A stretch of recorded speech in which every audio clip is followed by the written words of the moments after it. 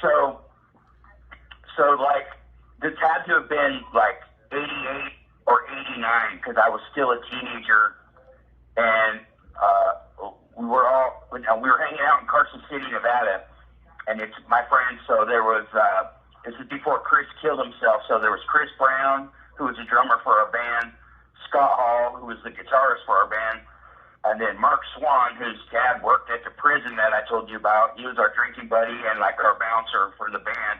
And Cliff wasn't with us, but Scott's girlfriend was there. My girlfriend was there, Stacy Shannon. I was there.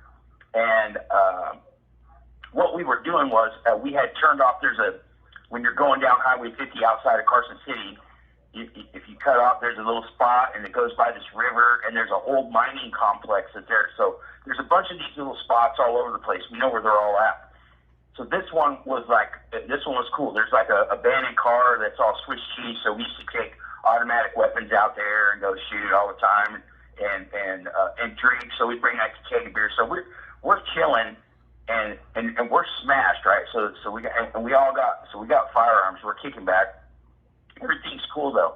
Mark's getting a little bit weird, but all of a sudden this Toyota truck pulls up, and it's got like three like straight redneck jock dudes in it. They look like football players, and they're obviously drunk. And now you got to remember, now we're on dirt roads, so like there's a lot of drunk driving that goes on in Nevada when I was a teenager, but it was like a lot of it was on like back dirt roads and kind of crazy shit. So like the worst thing that's gonna happen is you're gonna either hit one of your friend's cars or you're gonna go into a ditch. So it's not really so there's a lot of drunk driving going on. So they pull up and they're hammered and they get out and they act like they were invited. You know what I mean? Like 'cause we had like a little thing going on. We had a little bonfire. We were sitting around, and then these squares just show up and they're, you know what I mean? And they're all cocky and jockey and doing their thing. And well, I was sitting there, so I looked at the one guy, Tommy,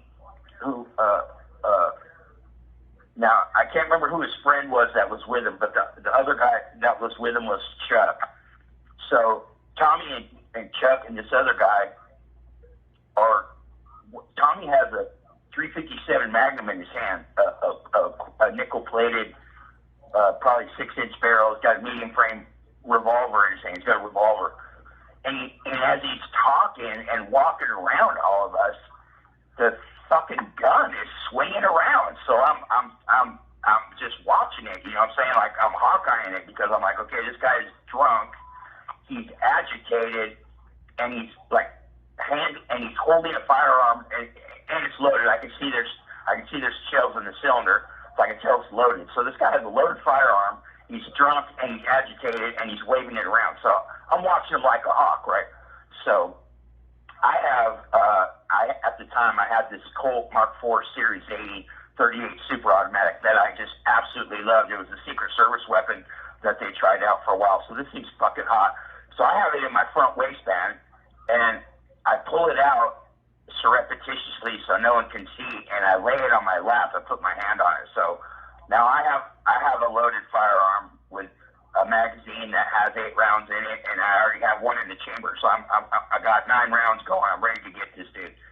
So we're sitting there, and I look over at Mark and Chris and Scott, and they instinctively knew, because they know me, they know how I am. They knew that there was about to be a situation.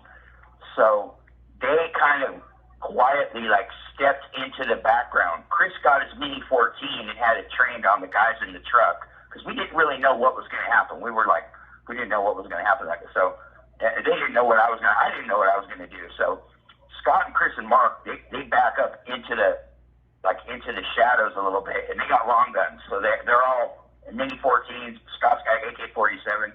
Mark has an AR-180. So we're all using military grade firearms. So Tommy's like waving the gun around, and finally I get totally stressed out, and I just fire around right into his foot and fucking took off his little toe, his pinky toe, and I didn't know it at the time, but I took off his pinky toe and his little fucking ring toe, the next one, those two. That's how he ended up getting the name. So he screams, and drops the gun, and I jump up because I was in a sitting position, so I was like, with my knees were up higher than my ass was down. You know what I'm saying? My ass was down lower than my knees, so I was sitting like in this funky position.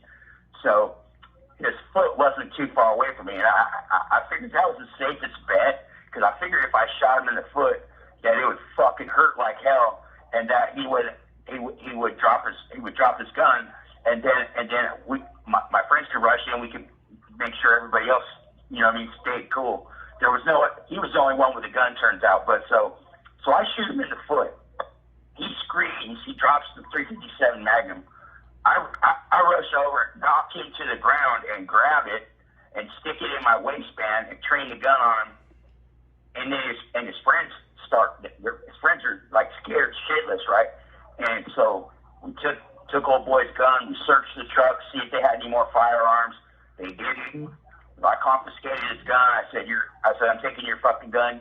You know what I mean? You're burnt. You want it? Come and get it. You know who I am. And I made his friends drive him to the hospital and to stick to the story that he had an accident, that he accidentally shot his foot. So later on, it turns out that I blew two of his toes off. So fucking Mark fucking starts calling him Tommy Two Toes, right? And I had his .357 Magnum for like the longest time. I sold it to some fucking dude for later on, but that was like, so that was like it was like, and it was dark. It was like, yeah, it was crazy. They just pulled up and inserted themselves in our party, and they were totally negative. They were like redneck fucking negative, like way, like, you know what I mean? Just like boisterous, and yeah, it was crazy, waving a gun around. So I can't be around stuff like that. So I have a tendency, my friends call it, because my nickname is Three, so they call it a preemptive strike, because like if I see something is about to go bad, instead of waiting for it to go bad, I initiate something to kick it off, so I'm in control. Does that make sense?